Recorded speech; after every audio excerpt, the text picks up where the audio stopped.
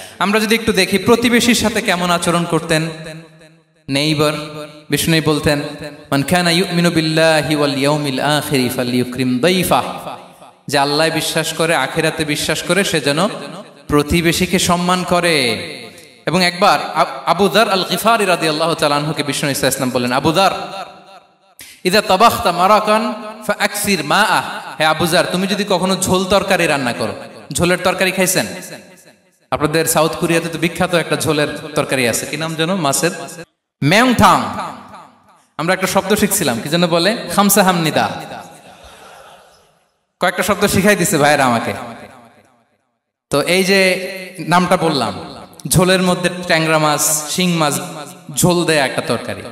তো আবু যার গিফারিকে বিষ্ণু ইসলাম বলেন, ইদা তাবাখতা মারাকান ফাকফির মা, হে আবু যার, কখনো যদি ঝোলের তরকারি রান্না করো, একটু বেশি করে পানি দিও, যাতে করে তোমাদের পাশাপাশি তোমার প্রতিবেশীর সাথে একটু ঝোল শেয়ার করতে পারো। প্রতিবেশীকে এত গুরুত্ব দিতেন। তিনি বলতেন, লাইসাল মুমিন আল্লাযী ইয়াশবাহ ওয়া জারুহু জাইউন ইলা জামবিহি, সে মুমিন নয় যে পেট পুরে খায় আর তার প্রতিবেশী না খেয়ে রাত যাপন করে, সে মুমিন নয়। দেখেন প্রতিবেশীকে কত গুরুত্ব তিনি দিয়েছেন। বিশ্বনবীর এক ইহুদি প্রতিবেশী ছিল। কোন ধর্মের? সবাই বলেননি, একসাথে আওয়াজ করে বলেন, কোন ধর্মের প্রতিবেশী?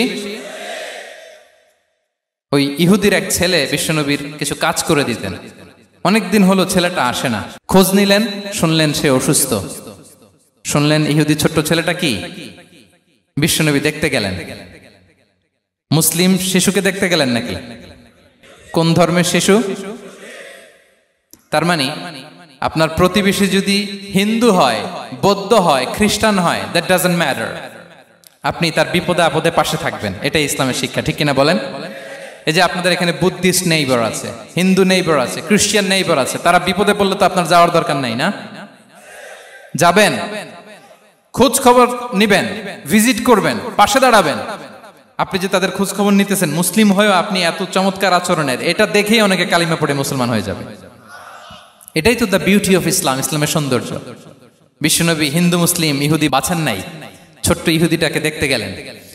যে দেখে হায় রে, কাতর হয়ে সে বিছানায় মৃত্যু শয্যায় শুয়ে আছে। বাচ্চাটার মাথায় হাত বুলিয়ে দিলেন।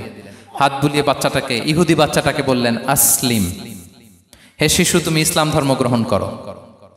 এখন ছোট্ট মানুষ, তার বাবা আবার পাশে দাঁড়িয়েছে, আব্বা কি বলে না বলে, সে নাযারা ইলা ওয়াজহি আবি, বাবার দিকে তাকালেন।